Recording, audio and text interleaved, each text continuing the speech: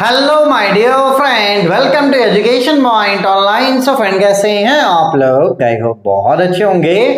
मेरे प्यारे बच्चों, आज हम लोग बात करने वाले हैं स्ट्रेंथ ऑफ मटेरियल के सिलेबस एंड क्लास अनाउंसमेंट के बारे में फॉर आरजीपीवी यूनिवर्सिटी भोपाल। ऐसा मेरा प्यारा बच्चा जो अपना बीटेक आरजीपीवी यूनिवर्सिटी भोपाल से एफिलिएटेड किसी कॉलेज से कर रहा है और जिस बच्चे का ब्रांच एवरग्रीन मैकेनिकल है, तो भैया एवरग्रीन मैकेनिकल के बच्चों को थर्ड सेमेस्टर में पढ़ना पड़ता है स्ट्रेंथ ऑफ मटेरियल, जिसको शॉर्ट में मेरे प्यारे बच्चों हम लोग सोम भी कहते हैं। तो आज हम लोग इसी सोम के सिलेबस एंड क्लास अनाउंसमेंट के बारे में इस वीडियो में आपसे बात करने वाले हैं।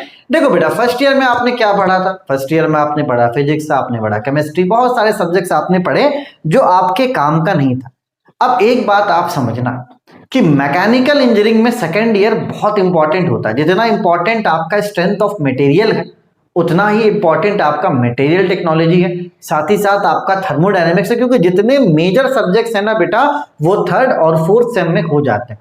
और ये ऐसे सब्जेक्ट है जिनको आप अगर दिल से पढ़ोगे ना, अगर आप अभी से नॉलेज इसका गेन कर लोगे, जैसे मान लो आपको सब्जेक्ट का नॉलेज है ना, आपको एसएससी का एग्जाम देना है, तो आपको कुछ करना नहीं बेटा, बस एप्टीट्यूड और रीजनिंग आप तैयार कर लो, आराम से एसएससी जेईई का पेपर आप क्लियर कर सकते हो। कोई बड़ी बात नहीं अगर आप अभी से अच्छे से पढ़ोगे तो। वरना होता क्या, बच्चे पास आउट होने के बाद फिर सोम पढ़ते हैं। भाई सोम पढ़ने का समय अभी है, आप तो ढंग से पढ़ लो, कोई दिक्कत वाली बात नहीं। सोम पढ़ने का टाइम अभी है बच्चों, अभी आप ढंग से पढ़ लोगे तो आगे चल के आपको कोई दिक्कत नहीं होगा। चले आपको गेट क्वालिफाई करना हो या आपको और भी जो गवर्नमेंट प्रिपरेशन होता है वो करना हो, तो वहां पर भी आपको कोई दिक्कत होने वाला नहीं है। ठीक है। और भाई अगर मेरे हिसाब से बात की जाए तो मेरे लिए तो बहुत प्यारा सब्जेक्ट है, क्योंकि फर्स्ट ईयर देखो सभी का ऐसे ही निकलता, मेरा भी ऐसे ही निकला था। लेकिन जब मैंने स्ट्रेंथ ऑफ मटेरियल पढ़ा तब आई फील कि नहीं यार, सब्जेक्ट में दम तो है। कहीं ना कहीं एक होता ना कि भाई गूज बम्स दे रहा था ये कि भाई इसको पढ़ो, तो चीजें थोड़ा सा कॉम्प्लेक्स थी, थोड़ा देर से समझ में आ रहा था, लेकिन जब समझ में आ रहा था तो मजा आ रहा था। तो यहीं से चीजें मेरे लिए बदलना शुरू हुआ बेटा पढ़ाई में। कहीं ना कहीं जो मेरा झुकाव है इस सब्जेक्ट के वजह से है। और आप सोचो कि आज इतना अच्छे से मेरा ब्रेन नरिश हो गया है कि मैं सीएस के सब्जेक्ट, इलेक्ट्रिकल के सब्जेक्ट, कोई भी सब्जेक्ट आप मुझे दे दो, मैं आराम से कंफर्टेबली पढ़ा लूंगा। आपको पता ही नहीं लगेगा कि भाई ये बंदा मैकेनिकल का है। ठीक है। तो अपने आप को कभी भी कमजोर नहीं करना है। मैकेनिकल वाले कुछ भी कर सकते हैं, लेकिन वो तभी कुछ भी कर पाएंगे बेटा जब वो अच्छे से पढ़ेंगे, क्योंकि जब आप पढ़ोगे आपका ब्रेन नरिश होगा और वो दिखेगा भी। और अगर स्ट्रेंथ ऑफ मटेरियल की बात करें भाई साहब, तो ये थ्योरेटिकल सब्जेक्ट नहीं है, इसको थ्योरी समझने की गलती आप मत करना। ये प्योर न्यूमेरिकल सब्जेक्ट है ना, प्योर आपका न्यूमेरिकल सब्जेक्ट है बेटा। पूरे सिलेबस को आप ढंग से पढ़ो, न्यूमेरिकल्स है, डेरिवेशंस है, चीजें को समझ समझ के आपको पढ़ना है। और अब तो आसानी है ना भाई, घर बैठे आप आराम से वीडियो को देखो और पढ़ो। उस समय तो बड़ा दिक्कत होता था, अपन ऑफलाइन कोचिंग जाते थे, 1600-2000 रुपए फीस देते थे। अब तो उससे आधे फीस में आपको अच्छा कंटेंट मिल रहा है, कोई क्लास छूटने का लफड़ा नहीं। वरना पता चला कि दुर्गा पूजा दिवाली की छुट्टी होती थी, घर नहीं जा पाते थे, क्यों भैया क्लास छूट जाएगा। तो यहाँ पर ऐसा कुछ भी नहीं है, आप कहीं से भी पढ़ सकते हो। तो अब आपके पास एडवांटेज है, उस एडवांटेज का आप अच्छे से फायदा उठाओ। ठीक है। चलिए, तो सिलेबस की अगर मैं आपसे बात करूं बेटा, तो यूनिट 1 में जो सबसे पहला चैप्टर है वो है आपका स्ट्रेस एंड स्ट्रेन। दूसरा जो चैप्टर है बेटा वो स्ट्रेस स्ट्रेन डायग्राम को लेकर है। ठीक है। उसके बाद आपको यहाँ पर तीसरा चैप्टर आपको पढ़ना पड़ेगा complex stress and strain, complex stress and strain. तो आप यहां मान के चलो कि मेजरली आप यहाँ पे तीन एक और है बेटा आपका इलास्टिक कांस्टेंट। 4 आप चैप्टर यहां से पढ़ोगे। तो जब आप फर्स्ट यूनिट पढ़ोगे तो आपको 4 चैप्टर पढ़ना है। एक है आपका स्ट्रेस एंड स्ट्रेन, दूसरा है आपका स्ट्रेस स्ट्रेन डायग्राम, तीसरा है आपका इलास्टिक कांस्टेंट, और चौथा है मेरे प्यारे बच्चों कॉम्प्लेक्स स्ट्रेस एंड स्ट्रेन। तो जब आप ये 4 को पढ़ोगे ना बेटा, तो यहां से मानकर चलो 28 मार्क्स का क्वेश्चन तो एग्जाम में आता ही आता है। तो थोड़ा सा आप समय दोगे। और मैंने एकदम 0 लेवल से पढ़ाया है ना। इस बार मैं अपडेट भी करने वाला हूँ आपके जो वीडियोस वगैरह है।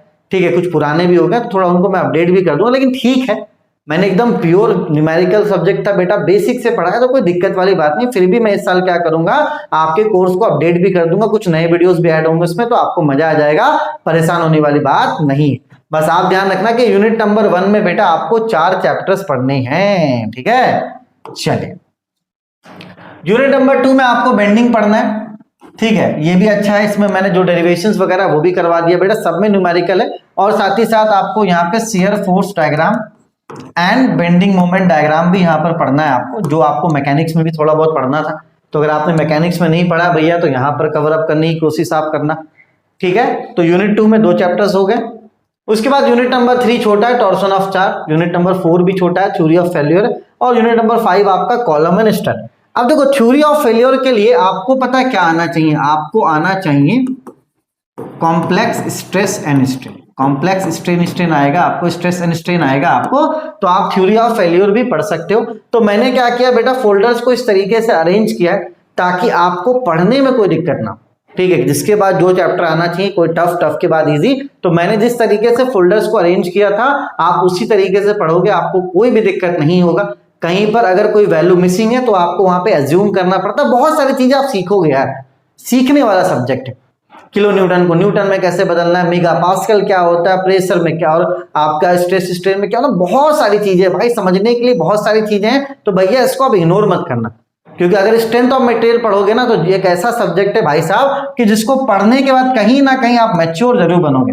आपका जो ब्रेन है वो नरिश जरूर होगा, इसकी गारंटी मैं लेता हूँ। ठीक है, तो मैं डेमो लेक्चर का लिंक डिस्क्रिप्शन पे दे दे रहा हूँ, वही पुराना लेक्चर है ना, वही पुराने सर से पढ़ोगे आप, है ना। लेकिन इस बार अपडेट करने वाला हूँ मैं, परेशान नहीं होना। ठीक है बेटा, आप चाहो तो मैथमेटिक्स 3 भी पढ़ सकते हो और आप चाहो तो स्ट्रेंथ ऑफ मटेरियल भी पढ़ सकते हो। ठीक है बेटा, दोनों कोर्स आप पढ़ सकते हो। ठीक है, दोनों का लिंक मैं डिस्क्रिप्शन पे दे देता हूँ। डेमो लेक्चर देखो, अगर आपको अच्छा लगता है तो आप कोर्स 2 जगह से परचेस कर सकते हैं। एक हमारा एजुकेशन पॉइंट ऑनलाइन ऐप से भी आप परचेस कर सकते हो बेटा, और दूसरा आप इरफान रजा ऐप से भी इसको परचेस कर सकते हो, आपको कोई भी दिक्कत नहीं होगा। ठीक है बेटा, चलो डेमो लेक्चर का लिंक डिस्क्रिप्शन पे, आप डेमो लेक्चर देखिए। अगर आपको अच्छा लगता है तो आप हमारा पूरा कोर्स हमारे एप्लीकेशन से परचेस कर सकते हो। 2 एप्लीकेशन आपके पास हैं, दोनों में से आप कहीं से भी कोर्स को परचेस कर पाओगे। तब तक अपने और अपनों का आप खूब ख्याल रखिए। Take care, bye bye, Tata.